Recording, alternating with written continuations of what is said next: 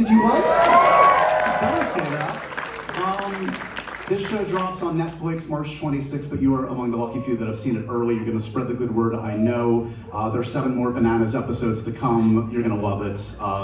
I'm obsessed with this show. My name is Josh Horowitz. I host a podcast called Happy, Sad, Confused. Thank you. But tonight we're spreading the good word of this amazing show. An amazing ensemble. The show has it all. It's got romance, nosebleeds, taxidermy, creepy in-laws. What more can you ask for in a TV show, right? It also has an amazing creator and 2 fantastic actors that are going to join me. So without any further ado, shall we fill up some seats and have a conversation? Please give a warm welcome to Mickey himself. It's Adam DiMarco, everybody. Adam, join us. Rachel, aka Camila, is with us, please. Come on. There she is. And this show does not happen without the creator of this showrunner. It's Haley Z.Boston, everybody. Haley, come on out.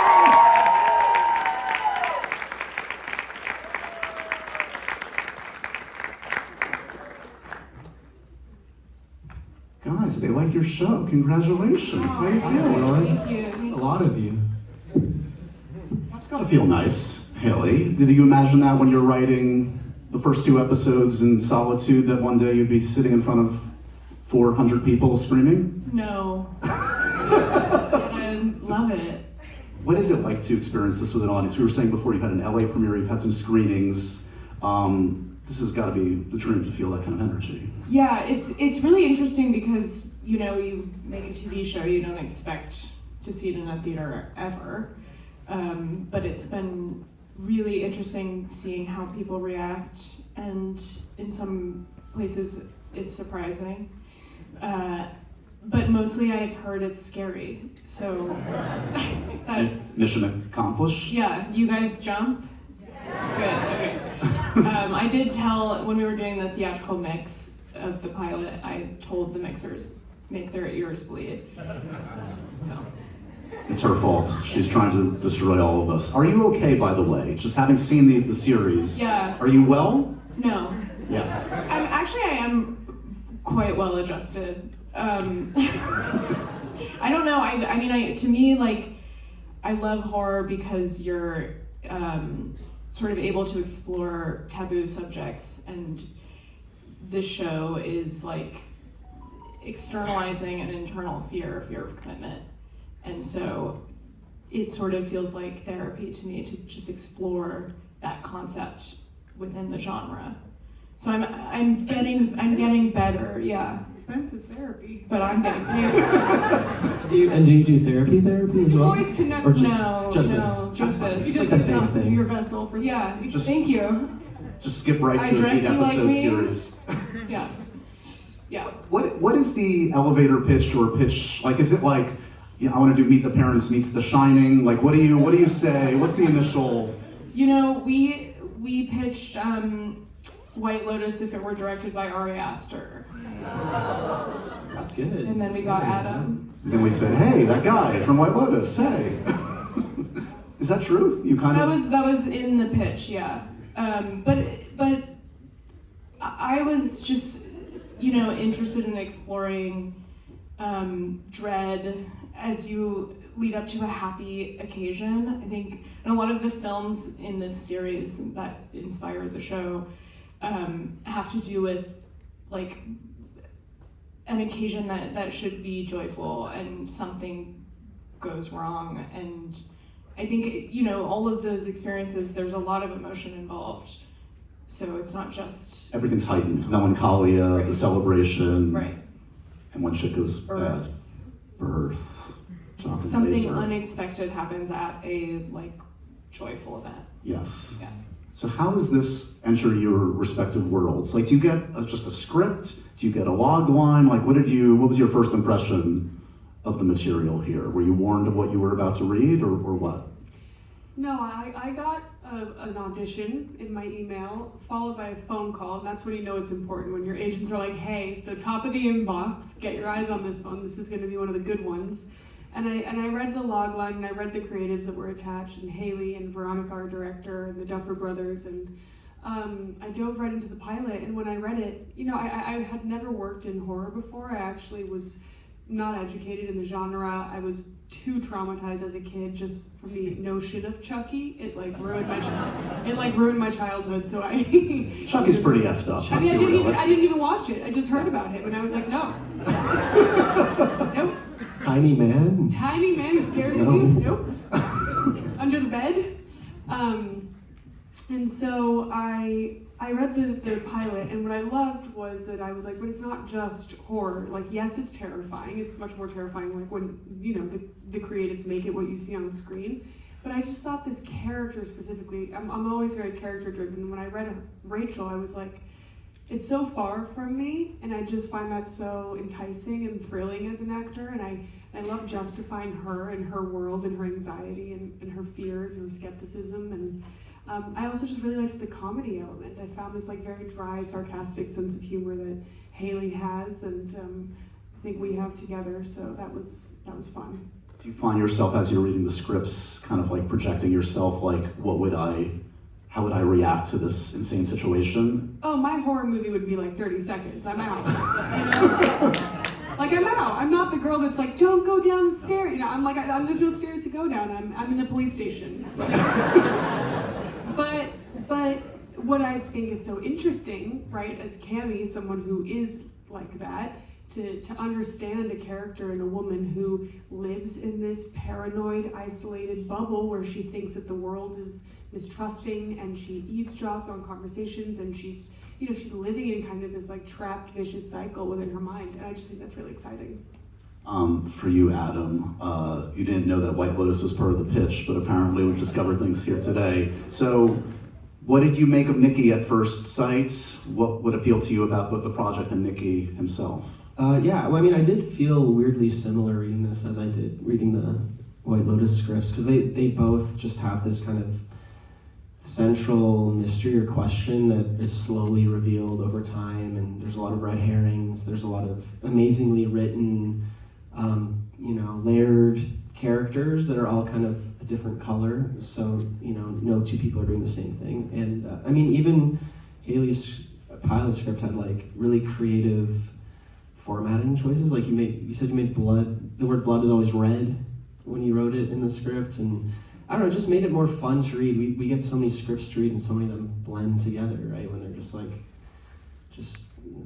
the same thing over and over. But yeah, I just wanted to know what happened. Just as simple as that. I'm like, I need to know what happens in this. Yeah, and I liked the character a lot. It felt something that wasn't too far outside of myself. I could kind of go inward to find him, and yeah, our chemistry read that we had, it didn't feel too much like a horror to me at times. It just felt like I was in a just real life situations. Sometimes it feels dramatic, sometimes it feels funny. I don't know, it didn't feel like horror until the finale, I guess, for me. Well, I was gonna say, yeah, I would imagine on set, yeah, do you like, might as well be in a kind of a relationship drama in a way. It's kind of all the accoutrements, it's all like the set design, the music, all the bells and whistles that kind of turn it into horror thriller. Is that safe to say for you guys as actors? Yeah, and even doing certain scenes with like Jennifer Jason Leigh, who plays my mom, I never clocked once on set her being creepy, and then I watched the show and I'm like, she's so scary in this. I thought she was just my mom and being nice to me. Yeah. I clocked Creepy. it. What are you talking about? Wait, so so sweet. Episode 2. As a long-time Jennifer Jason Leigh obsessive, it brings me so much joy to see her in this. That's got to be a good moment when you get the likes of Jennifer Jason Leigh, Ted Levine. Talk about casting this broader ensemble a little bit, Haley. Yeah, I mean, Jennifer is so warm and lovely, and I was afraid of her, before I met her, because she plays these really intense roles, and I was like, there's no way she's normal and nice. And basically every single conversation we had was about death. Like it eventually got there, but in like a loving way. In our first conversation ever, she told me that being buried alive seems kind of nice. And I was like, yes, that yeah, you're my people. Get me. Yeah, exactly. And then Ted, of course, is an icon, and he's so good in the show, and he brings a real creepy energy to the show as well. And the rest of the cast I discovered, through the audition process, and we just sort of formed this ensemble that it was really important to me that all the characters felt grounded. There's moments where they feel heightened, especially in the first couple episodes, because we're really in Rachel's perspective and she's unfamiliar with them. And everything they do feels a little off. And then they sort of, become a little more neutral, and we get to understand them and who they are as people. But I think having, stepping into a kind of absurd situation, you want to feel grounded by the characters and their emotion, and I think that's the way to make you buy in to a strange situation. I also have to say, so this is your first show as a showrunner, correct? It's a remarkable achievement. It's a very assured show. The filmmaking, the craft is like impeccable, even in this first, right? Come on.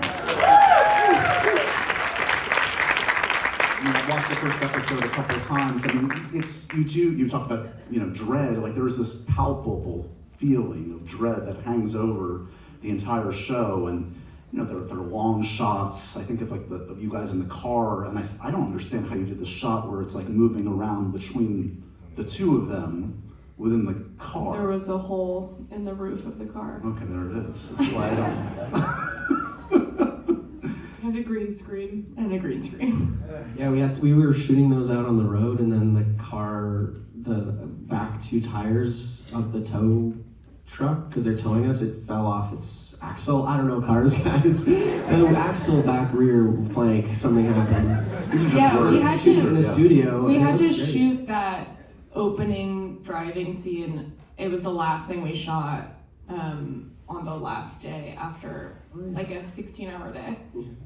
That was crazy. Yeah, it's so funny. It's like filmmaking. It's like that's one of the first scenes that you see, and we had just been through the finale, through everything, and then come back and finish with what is one of the opening scenes of the show after many months of filming. I'm also you were talking about kind of how the script stood out, even just the lettering, the red in blood, but was, for instance, the title treatment, the fact that it was going to come up at the very end in those big bold letters, was that in the script? No, initially the title was in every script. The title did come at the end, and that was me sort of thinking about the Netflix binging model and kind of okay, I'm gonna shock you and get you to watch the next episode. But in the edit, they come up differently in every single episode. So we just figured out the best place for it, and I love the way it plays in the pilot. There has to be one of the longest waits for a title card drop ever, right? It's kind of a baller move. Yeah, we're gonna wait till the very end, by the way. There's so many images in this that are gonna stick with me. Peering over into the bathroom stall. Come on. Yeah, fucked up. Fucked up, man. That was sort of inspired by that shot in Parasite where you see his... I wish you would have told me that. Does that mean that it didn't work? Yeah, because that image really haunts me. His eyes are so wide. Right. But I have a bit of bathroom trauma. That's why there's I feel that in this first episode, yeah. Yeah, when I was a kid, I found a dead body in a bathroom. Oh. So you gotta get her on the stage, and get a mic, and you learn everything about her. A year I've never met these two. Cool. Didn't come up once in the last year. Never told me to watch Parasite for the bathroom scene. No, I found a dead body in a bathroom. Yes. A human? What? Yes, I was That's a why she's child. in therapy. I'm not in therapy. That's why she made the show. Wait, what? I was a child. It was in a public park. It was a drug overdose. What? I know. I'm sorry. No. You're in a safe place now. Every time I open a bathroom door, it's just really slowly Sorry. Okay, should we wrap this up now or no? Did you have more to that question? I do, but I also don't. I don't know if I want to follow. I saw your notes before. It was like, have you ever seen a dead body? And that's my go-to in any Q&A. It just happens to apply it to this one really well. Where are we at on taxidermy as a red flag for in-laws? Taxidermy, a creepy family portrait. Are these reasons to run away from a potential family? I don't know. Oh, I kind of like it. There's something it's actually on his Raya page. He's like, if your family does taxidermy, I'm down. I don't know. I don't love hunting. It's the family dogs. Like, No, I don't like the dogs. the No. idea is sweet. yeah. Okay. No. How scary was the jump scare with the fox outside of the rest stop? That one played really, really big. That was good.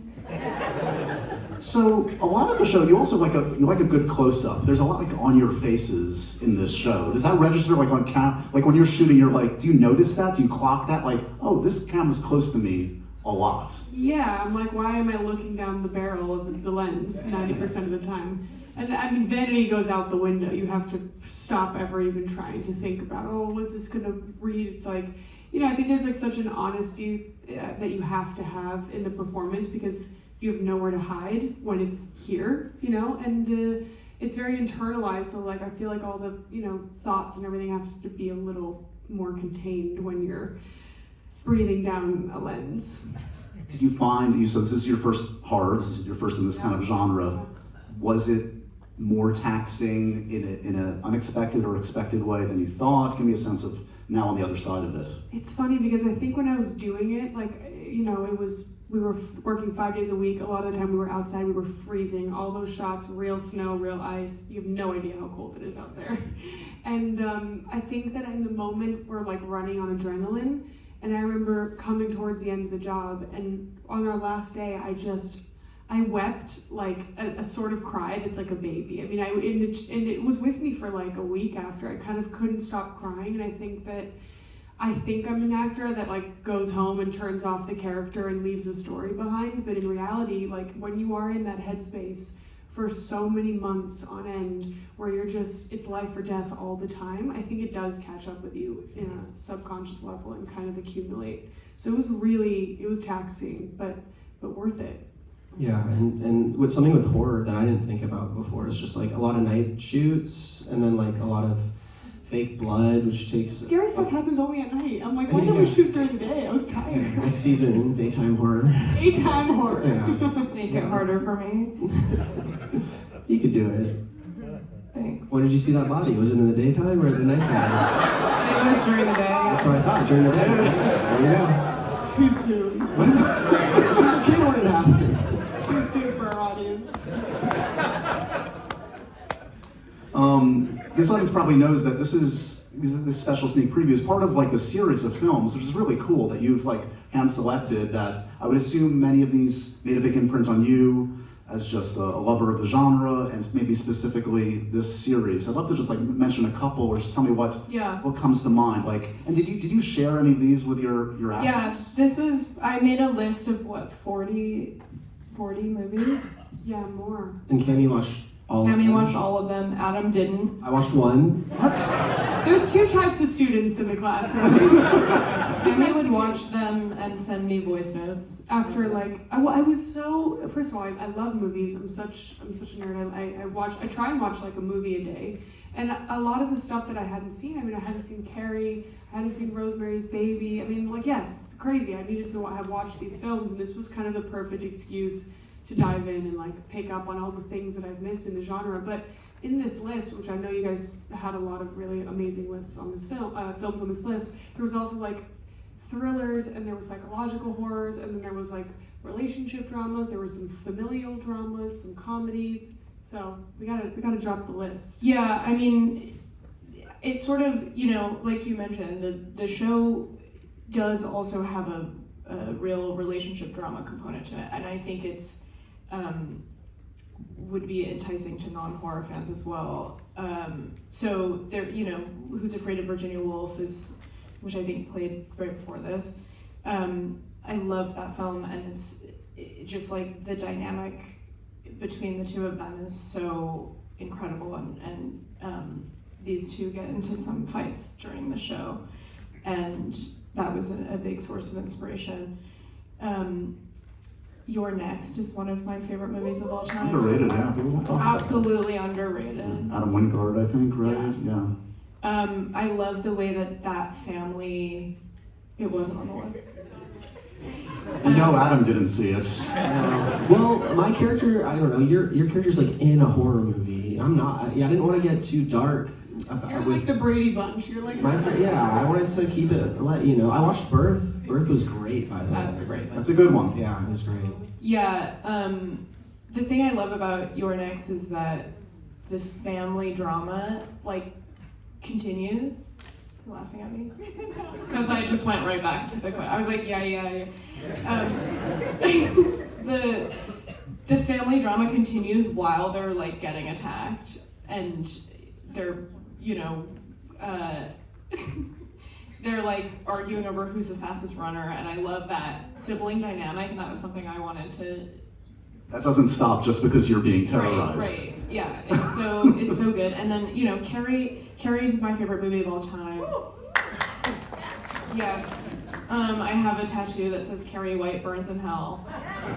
It's just a perfect movie with all of its flaws. Like I have opinions about the fact that a lot of men have retold that story. I mean, it was written by a man originally, but there's something actually about the fact that it feels wrong to the experience of being a young woman that I appreciate about it. It's got this outdated feel to it, but it's also very funny and scary. Yeah. Incredible performances. I mean, perfect movie. Look, I love me some Brian De Palma, but I don't think he's going to be accused of being the world's greatest feminist anytime soon. There's no David Lynch on the list that I saw. I'm kind of surprised. I was with her the day that David Lynch died, and you should have seen when I walked into her office. I went to do a wellness check on her. Thank you. I love David Lynch. He's my hero. Maybe it was that there was so much of him that I couldn't pick one. I don't know which one I would select. Maybe Eraserhead. I think Eraserhead's my favorite David Lynch movie. So they've got 7 more episodes they're going to see very soon when this drops. What should we tease? You guys just tip of the iceberg, right? What can we tease about where your characters go? What I will say is that when you get through the season, I just had someone watch all 8 episodes, and they were like, I didn't realize how many Easter eggs are in the pilot. And I think that's so fun. So when you get through the season, if you love it, of course, go back and watch the pilot, because I think that you will connect so many dots. But what they can expect, I mean, I actually hate saying that it's just a horror show, because I think that it is all those things. It's a relationship drama, it's a family drama, there's comedy, it's heartwarming at times, and I really think that there is something in this show for everyone. But every time that you think you know what's about to happen, you're wrong. Expect the unexpected. Yeah. Cammy's always saying that. Expect the unexpected. You're always telling me that. And then she'll be like, Punch to the face. Gotcha again. I mean, the show really just kind of it changes what it is pretty frequently. So there is really no way to even predict where this show goes. So just enjoy the ride. It really is a roller coaster. Yeah. And then season 2 in the daylight, apparently, further excavating your trauma of the past, right, Haley? Yeah, I mean, this season is about my fear of commitment, so I'm gonna need to explore whatever the next big fear is. Big X. Fear of public restrooms would be the next one. We're just getting started, guys. March 26th, 8 episodes. Spread the good word. Give it up for this amazing cast.